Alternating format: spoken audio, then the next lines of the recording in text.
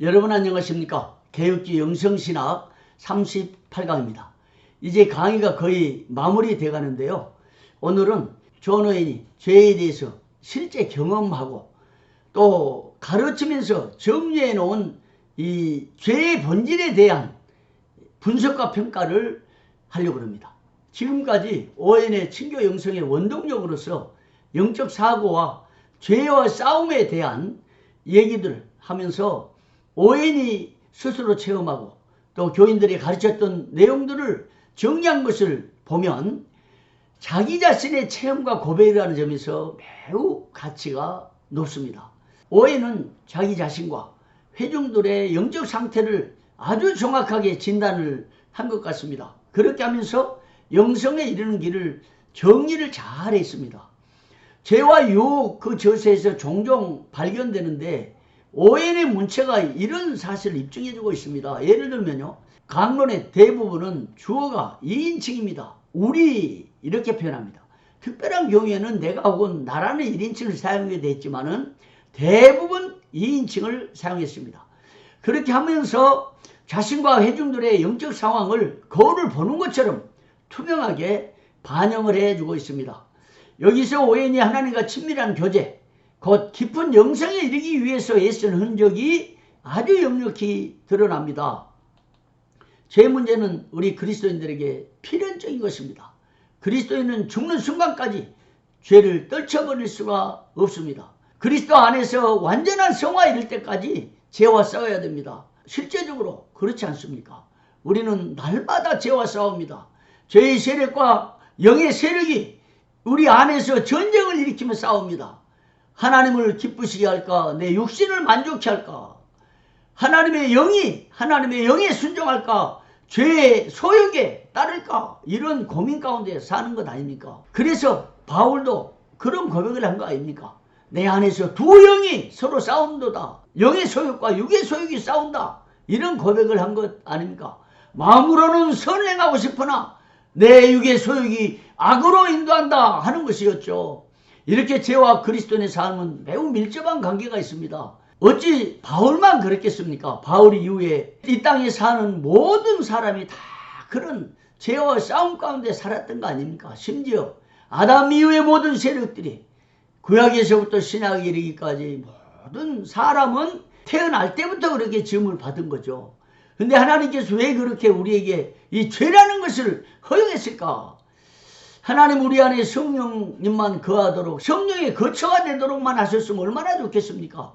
죄 없이 우리에게 이성을 허락하시고 우리의 판단력을 허락하시고 분별력을 주셨으니 이 분별력과 판단력과 이해력을 통해서 하나님만을 섬겼으면 좋겠는데 이게 안 되는 거죠. 하나님이 우리 안에 죄가 머무르도록 이걸 허용했기 때문에 그렇습니다. 그러니까 우리 영혼은 성령님이 머무르는 거룩한 처소이면서 동시에 죄가 머무르는 죄의 거소가 된다. 참 이게 얼마나 아이러니합니까? 사실은 하나님이 이걸 허용하셨다니, 죄를 허용하셨어요. 영원한 작전 가운데 죄를 허용하셔가지고 죄가 우리 안에 들러붙어 있어요. 아무리 기도해도 아무리 노력해도 아무리 싸워도 이 죄가 완전히 추방되지는 않아요.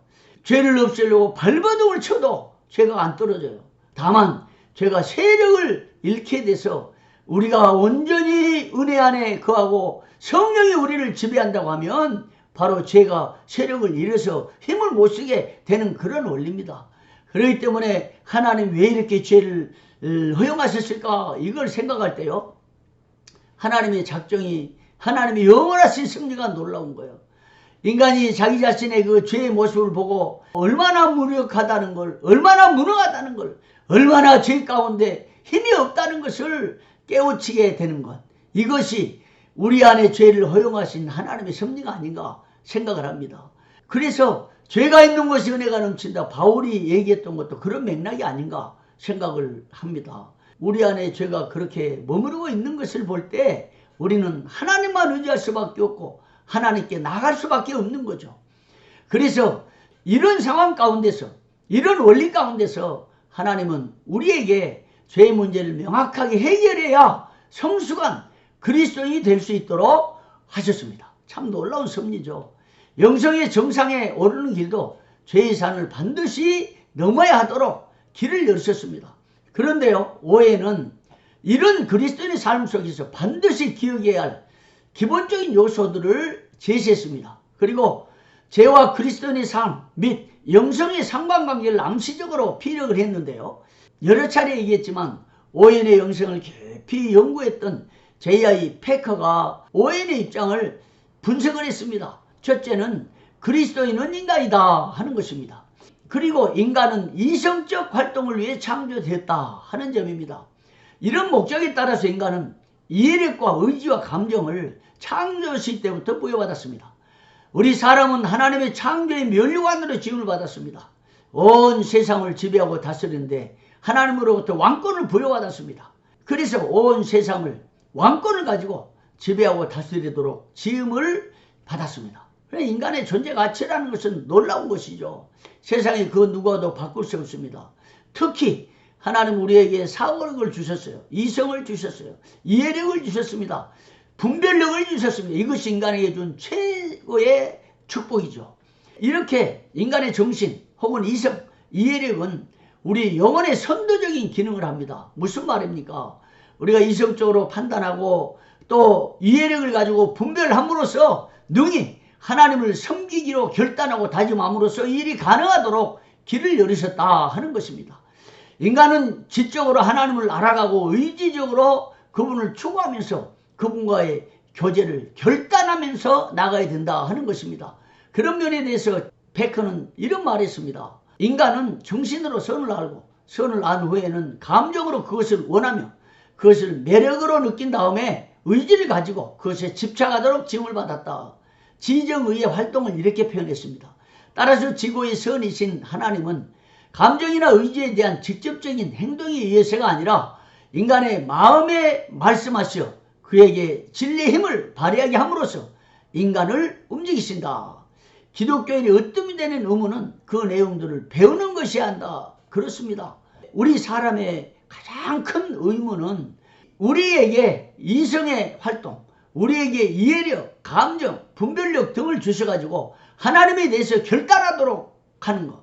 그리고 하나님께 나아갈 수 있도록 다짐하고 의지로 친히 노력하고 행동하는 것. 이것이어야 됩니다. 그러므로 우리 인간에게 부여된 이성의 활동, 이해력, 분별력, 감정 등 모두 다 너무나 귀한 것이죠. 두 번째는 그리스도인은 타락한 인간, 곧 죄인이다 라는 것입니다. 죄는 하나님과 인간을 분리시켰습니다. 비록 그리스도인이 됐을지라도 그에게는 여전히 죄의 흔적이 남아있습니다. 죄는 우리 영혼을 무질서하게 만들고 인간을 파괴를 했습니다. 죄로 인해서 타락한 인간은 하나님께 순종할 능력조차도 상실했습니다. 그렇지 않습니까? 죄 때문에 하나님을 생각할 만한 그 힘도 잃어버렸어요. 우리가 만약에 새로운 피조물이 되지 않았으면 하나님을 알 수도 없었을 거예요. 아무리 노력해도 하나님을 알 수 없으니 인간이 신을 향해서 나가는 이게 종교 아닙니까? 세상적으로 말하면 이 종교인에 불과했지 우리는 진정한 구속받은 그리스도인이 되지는 못했을 겁니다. 그런데 우리가 그리스도 안에서 구속을 받아가지고 하나님을 알 만한 기본적인 씨가 우리 마음에 있기 때문에 이 구속받은 인간이 하나님을 알려고 노력할 때 하나님을 알아가게 된다. 이 하나님을 알아가는 과정이고 신학의 과정이요.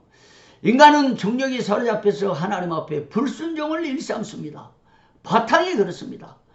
죄의 본성과 의도는 하나님께 반항을 하는 것이기 때문에 끊임없이 어떻게 해서든지 하나님을 반항하고 불순종하게 만들고 하나님을 떠나게 만든 게 죄의 본성이에요. 오해는 이 같은 죄의 존재와 세력으로 인해서 우리 그리스도인의 삶은 끊임없이 자기 부정과 자기 불신의 기초를 둬야 한다고 말합니다. 무슨 말입니까? 한번 들어보십시오. 끊임없는 자기 비하와 정죄와 부정은 영혼 내면에 도사리고 있는 죄의 지배에서 벗어나기 위한 의무적인 행위다. 죄라는 독에 대응하기 위해서는 이보다 더 좋은 해독제는 없다. 바로 이 토양 위에서 모든 은혜가 무성하게 자랄 것이다. 우리의 영혼으로 하여금 항상 애통해하며 자기 비하의 상태에 있게 하는 것이 우리에게 가장 필요한 죄다. 무슨 말일까요? 하나님 앞에 선 인간이 죄 때문에 비통해하고 처절하게 자기의 그 죄된 모습, 악의 모습, 부패한 모습에 대해서 통회하고 자기 비하하고 부정하는 이런 모습이 있을 때 비로소 하나님의 은혜가 무성하게 자랄 수 있다. 그래서 인간을 알아야 내가 얼마나 죄인이고 내 죄가 얼마나 비통한 것인가, 더럽고 추한 것인가, 악한 것인가를 알 때 비로소 영성의 산에 오르는 첫 발을 내딛는 것이라 하는 것입니다. 세 번째, 그리스도인은 구속받은 인간이다 하는 것입니다. 그리스도는 인간을 죄에서 구원하시기 위해서 오셨습니다. 그분은 지금도 살아계셔서 인간을 죄의 세력에서 구해내십니다. 따라서 그리스도를 믿는 믿음이 죄의 세력을 물리치는 지름길이 되는 것입니다. 그런데요, 여기에다가 이 믿음으로 결단하고 하나님 앞에 끊임없이 나갈 때, 하나님 능력을 의지할 때, 하나님 말씀의 능력을 의지할 때, 성령의 능력을 의지할 때 죄의 세력을 물리칠 수가 있습니다. 거기에다가 예수 그리스도의 십자가의 보혈, 이 보혈이 죄의 세력에 치명타를 가할 수 있다 하는 것입니다. 죄로 오염된 인간은 죄를 물리칠 능력이 없습니다. 하지만 십자가의 능력을 신뢰하는 사람은 누구든지 죄를 물리칠 수가 있습니다. 정말로 그렇습니다. 여러분, 우리가 구원에 이르는 길, 죄를 씻을 수 있는 길이 뭐냐? 십자가의 보혈을 의지하는 그 길밖에 없습니다. 어떤 선행이라도, 어떤 이 땅의 선이라도 하나님께 나갈 수가 없습니다. 하나님 앞에 인정받을 수 없습니다. 복음이 없는 나라에서 선을 행하는 사람은 어떻게 될까요? 이렇게 물으면 여러분 어떻게 답해야 됐습니까? 불행하게도 하나님의 복음이 다다르지 못한 것이 불행이지, 복음을 듣지 못했다는 이유로 선을 행하는 사람이 천국에 이른다. 이것은 잘못된 복음입니다. 또 어떤 경우에는 반율법적인 사상이 또 침투한 경우도 있습니다. 우리가 은혜로 구원받았지만 율법에 이르는 여러 요소들을 행해야 구원이 완성된다, 이렇게 슬그머니 주장한 사람들도 있습니다. 여러분, 여기에 속아서는 안 됩니다. 여러분, 여기에 속아서는 안 됩니다. 구원은 오직 예수 그리스도 보혈, 십자가의 보혈의 옷을 입지 않는 사람은 어떤 경우도 구원에 이를 수 없습니다. 평생 선을 쌓고 평생 도를 쌓아도 하나님의 나라에 이를 수가 없습니다. 세상에 많은 자비를 베풀고 자선을 행하고 또 착하게 살아도 구원에 이를 수가 없는 것입니다. 십자가의 보혈의 옷을 입지 않는 사람은 하나님 나라에 입성할 수가 없습니다. 이 분명한 사실 여러분 꼭 기억해 주시길 바랍니다. 그래서 그리스도의 구속이, 그리스도의 십자가의 보혈이 인간의 죄 문제를 해결해 주는 키가 된다는 사실을 반드시 기억하시기를 바랍니다. 인간을 구원하신 하나님의 사랑이 신앙의 핵심이고, 죄에서 인간을 구원하신 그리스도의 구속은 이 교리의 뼈대가 되는 것입니다. 여러분, 이 그리스도의 구속의 교리에 대해서 다시 한번 꼭 정리를 반드시 하시기를 바랍니다. 네 번째는 그리스도에는 중생한 인간, 곧 그리스도 안에서 새로운 피조물이라 하는 것입니다. 그리스도의 구속으로 말미암아 새로운 피조물이 되었지만은 육의 소욕은 정말 지칠 줄 모릅니다. 정말 이 육의 소욕, 죄의 세력은 지칠 줄 몰라요. 피곤도 없어요. 밤낮도 없습니다. 그래서 어떻게 하면 성도들을 죄로 이끌어갈까? 하나님을 대적하게 할까? 하나님을 공격하게 할까? 라는 것입니다. 하나님과 사이가 멀어지게 할까? 이런 것이 목표입니다. 옛사람이 거듭난 사람의 주권을 빼앗으려고 끊임없이 싸웁니다. 따라서 그리스도인의 영적 세계는 정말 전쟁터입니다. 영적 전투에서 승리하려고 하면 이 죄를 물리쳐야 합니다. 앞서 얘기했던 것처럼 죄가 뭔지, 죄의 특성이 뭐고, 죄가 어떻게 우리에게 덤비고 우리를 위협하고 유혹하는지를 알아야 됩니다. 경건을 갈망하는 성도들은 이 죄를 멀리하기 위해서 몸부림을 쳐야 됩니다. 거룩을 추구하는 자들은 매일 죄를 죽여나가야 됩니다. 영생의 활력을 불러일으키려면 매 순간마다 죄를 죽여나가야 한다는 것입니다. 이런 치열한 싸움의 현장이 바로 새로운 피조물이 된 그리스도인의 삶인 겁니다. 오웬에게 있어서 영적 사고에 이어서 죄의 문제는 영성에 이르는 두 번째 관문이었습니다. 이처럼 오웬이 죄에 대해서 치밀하게 분석해 놓은 것은 더 깊고 높은 영성에 도달하기 위한 한 척경이었던 겁니다. 그것은 성숙한 삶으로 인도하는 길잡이 역할을 하기도 했습니다. 죄의 본질과 속성에 대해서 정확하게 알아야 방어책을 세울 수 있기 때문입니다. 역사적으로 탁월한 영성을 소유했던 영적 거장들은 모두 그렇게 죄에 민감한 사람들이었습니다. 제가 이 거장들의 삶을 연구해 보니까 전부 다 이 죄에 대해서 너무너무 민감한 사람이었어요. 그래서 영적 거장들마다 다 고백합니다. 성경에서 다윗이 나의 죄가 머리털보다 더 많다 이렇게 고백했지만 또 거장들은 다 그런 고백을 했더라고요. 내 죄가 머리털보다 많다.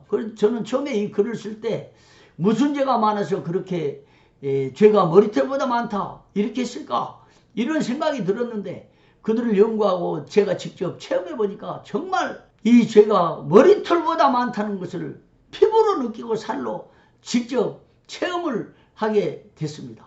그래서 우리가 기도할 때마다 죄를 회개해야 됩니다. 아무리 회개해도 이건 다할 바가 없어요. 계속해서 회개해야 됩니다. 죽는 순간까지 죄를 회개해야 됩니다. 여러분 죄를 회개하고 나면 더 이상 회개할 죄가 없다. 그럴 수 있겠죠? 아닙니다. 계속 해야 됩니다. 우리 존재 자체가 죄이기 때문에 입만 벌려도 죄고 눈만 떠도 죄고 생각하면 죄고 이 죄가 우리를 위협하기 때문에 우리 이 땅에 살면서 죄를 완전히 벗어나 본 적은 한 번도 없는 겁니다. 우리가 이 땅에 살면서 완전히 죄와 무관하게 사는 적은 한 번도 없습니다. 우리가 잠자는 순간에도 죄라는 놈은 어떻게 꿈에서라도 하나님을 대적할 수 없을까 하는 이런 고민을 하는지도 몰라요. 그래서 방심하면은 죄는 우리에게 금방 틈탑니다. 채만 해서도 안 됩니다. 그것만하고 자만 해서는 안 됩니다. 우리 기도를 바꿔야 돼요. 대피기도도 좀 바꿔야 됩니다. 정말 동의하고 정말 죄인이라는 것을 탄식하고 눈물로 기도하고 탄식하면서 기도하는 이런 모습으로 우리 바뀌어야 됩니다. 동시에 죄가 무엇인지 이처럼 깨우치고 인간에 대한 신학적인 이해도 빼놓지 않았습니다. 오웬이 바로 그랬습니다.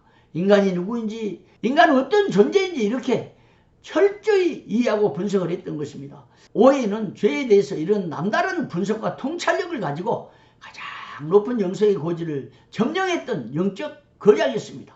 거기에다 오웬이 신학적 인간 이해로 가장 든든한 영적 뿌리가 되었던 것입니다.